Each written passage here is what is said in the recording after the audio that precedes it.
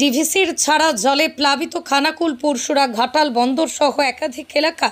এমতো অবস্থায় 10 দিনের শিশু সহ তার মাকে উদ্ধার করে আরামবাগ মেডিকেল কলেজে নিয়ে এলো আরামবাগ থানার পুলিশ। আরামবাগ থানার পুলিশ বিনয়বাবু জানান, গত কয়েকদিন ধরেই যুদ্ধকালীন তৎপরতার সাথে আমরা কাজ করে চলেছি। তেলুয়া এলাকায় তাই 50টি বাড়ি জলমগ্ন হয়ে আছে।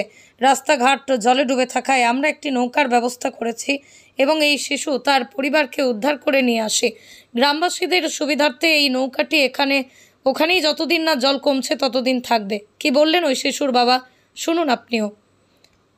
বন্যা কবলিত এলাকার ভিডিও পাঠাতে এই নম্বরে হোয়াটসঅ্যাপ করুন 9641893204। আপনারা দেখছেন খবর আরামবাগ, যে কথা কেউ বলে না, আপনার পাশে, আপনার সাথে।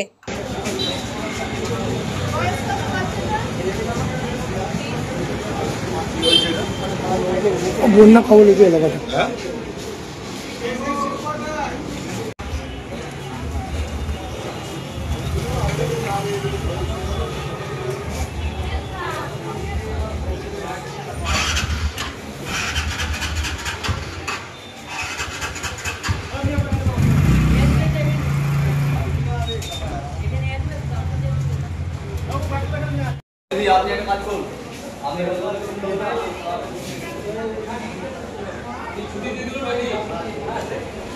দেখুন না, আপনাকে বুঝতে হবে না।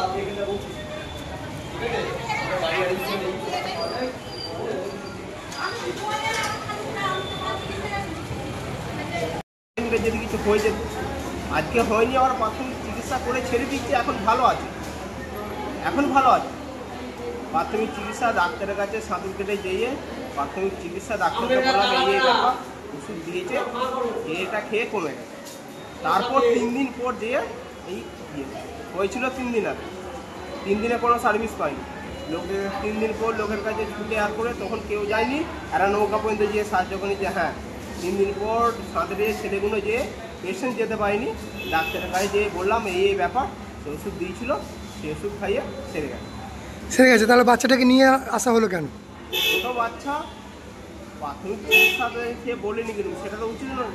ছোটো বাচ্চারও মায়ের দুধ খাচ্ছে, খাচ্ছে, ওই চেক আপটা করে নেওয়া হলো। পুলিশ কি নৌকার ব্যবস্থা করেছে ওখানে? হ্যাঁ, নৌকার ব্যবস্থা করেছে। ওই নৌকা করে আপনাদেরকে উদ্ধার করা হয়েছে, আর ওই নৌকাটিকে ওখানেই রেখে দেওয়া হয়েছে আপনাদের যাতায়াতের সুবিধার জন্য? হ্যাঁ, বলবেন। ধন্যবাদ আরামবাগ পুলিশ। আপনার নামটা কি? অমিত দাস। বাড়ি কোথায়? তেলুয়া।